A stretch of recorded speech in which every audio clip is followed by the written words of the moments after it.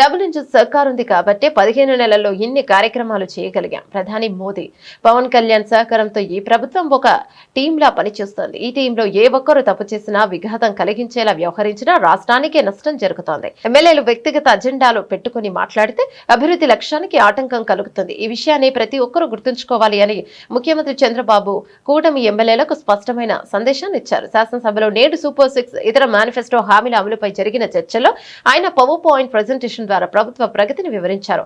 దీపం 2.0 పథకం ద్వారా ఏడాదికి 3 సిలిండర్లు ఉచితంగా అందిస్తున్నామని, ఇప్పటి వరకు 2.66 కోట్ల సిలిండర్లు పంపిణీ చేశామని తెలిపారు. దీపం 2 కింద 3 గ్యాస్ సిలిండర్లు ఉచితంగా ఇస్తున్నాం.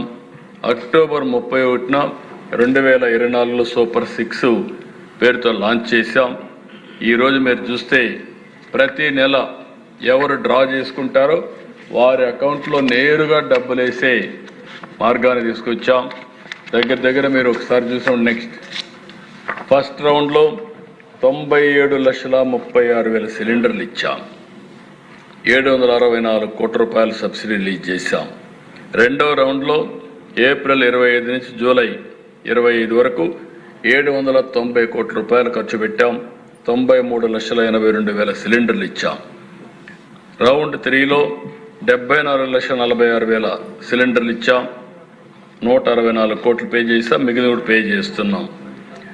2.66 కోట్ల సిలిండర్లు రీఫిల్ చేశాం. 1,05,00,000 హౌస్ హోల్డ్స్కి ఇచ్చాం. 875 రూపాయలకు ఒక సిలిండర్కి ఇచ్చాం. టోటల్గా ఇప్పటి వరకు 1,718 కోట్ల రూపాయలు దీపం 2 కింద ఆర్థిక సహాయం చేశాం, రీఎంబర్స్మెంట్ చేశాం, ఉచిత గ్యాస్ ఇచ్చామని చెప్పి కూడా నేను మీకు తెలియజేస్తున్నాను.